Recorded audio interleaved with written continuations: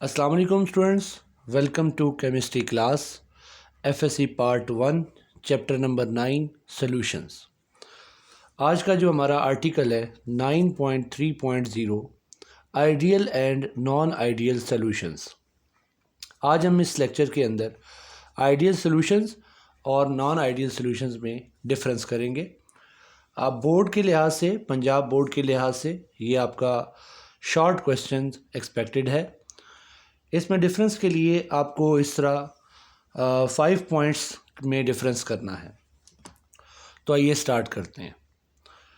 सबसे first difference जो हमारे पास है कि जो कंपोनेंट की, फॉर एग्जांपल एक सॉल्यूशंस के जो कंपोनेंट हैं उसके अंदर ए कंपोनेंट है सॉल्यूट के तौर पर और बी कंपोनेंट सॉल्वेंट के तौर पर, या वाइस वर्सा। हमारे पास जो ए कंपोनेंट है उसके अंदर जो इंटरमॉलिक्यूलर फोर्सेस हैं और बी कंपोनेंट के अंदर जो इंटरमॉलिक्यूलर फोर्सेस हैं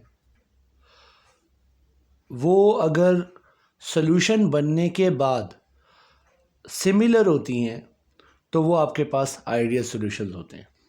मैं साथ ही एग्जांपल के ज़रिए आपको समझाता हूँ कि फॉर एग्जांपल बेंजीन और ईथर का सॉल्यूशन है। अब ये कंपोनेंट ए हो गया और ये कंपोनेंट बी हो गया। अगर इन दोनों को हम यहाँ पर किसी बीकर के अंदर मिक्स करते हैं तो इसकी बिफोर डिज़ोल्विंग, बिफोर मिक्सिंग और आफ्टर मिक्सिंग जो फोर्सेस हैं वो सिमिलर हैं। और कौन सी है, अगर आप इंफॉर्मेशन पॉइंट ऑफ व्यू से देखें तो इसके अंदर जो फोर्सेस हैं वो नॉन पोलर फोर्सेस हैं, लंदन डिस्पर्शन फोर्सेस हैं, ठीक है, और कुछ हद तक डायपोल इंड्यूस डायपोल वगैरह भी। यहाँ पर हमारे पास जो फोर्सेस होंगी वो बिफोर मिक्सिंग और आफ्टर मिक्सिंग अगर सेम है तो वो आपके पास आइडियल सॉल्यूशन है। और अगर नॉन आइडियल में जाएंगे तो ऐसा कोई सॉल्यूशन जिनकी बिफोर मिक्सिंग और आफ्टर मिक्सिंग हमारे पास जो फोर्सेस हैं वो डिफरेंट हों, वो आपके पास नॉन आइडियल सॉल्यूशंस होते हैं। फॉर एग्जांपल एसीटोन और वाटर, फॉर एग्जांपल एथेनॉल और हेक्सेन का मिक्सचर शामिल है। इसी तरह सेकंड पॉइंट हम इस चीज़ के लिए लिखते हैं कि इनका जो डेल्टा वी है वो ज़ीरो होता है। Change in volume should be zero. इसका क्या मतलब है? हमारे पास जो डेल्टा वी है ना उसको पहले एक्सप्लेन करना पड़ेगा। वो ये है कि फॉर एग्जांपल आपके पास एक कोई सॉल्यूशन है और उस सॉल्यूशन को मिक्स करने से पहले जो उसके कंपोनेंट्स थे उसका वॉल्यूम हम लिख देते हैं। फॉर एग्जांपल ए कंपोनेंट और बी कंपोनेंट है, तो जो आपके पास यहाँ पर ए है वो है 90 सेंटीमीटर क्यूब और बी है 10 सेंटीमीटर क्यूब। अगर आप इसको ऐड अप करते हो तो आंसर कितना आना चाहिए? 100 आना चाहिए ना। अगर आपके पास यहाँ पर इनका जो सम है, सम ऑफ वॉल्यूम, वो आपके पास क्या है? अगर 90 + 10 की एग्जांपल के साथ अगर 100 आ जाता है तो इसका मतलब है कि ये एक आइडियल सॉल्यूशन होगा। बट जो नॉन आइडियल सॉल्यूशंस होते हैं उनके अंदर ये एक पॉइंट है कि अगर आप 90 और 10 की मिक्सिंग कर रहे हैं तो ये आपको 100 का आंसर नहीं देगा। ये बेसिकली सम के इक्वल नहीं होता। It is not equal to the sum of the volume of the components.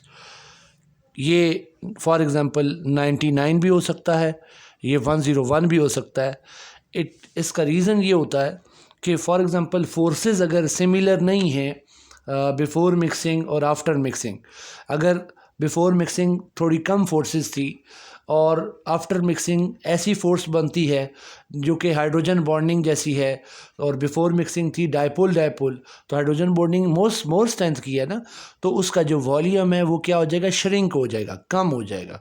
तो 90 + 10 करने को फिर 100 नहीं आएगा, वो समथिंग 99 पॉइंट समथिंग होगा।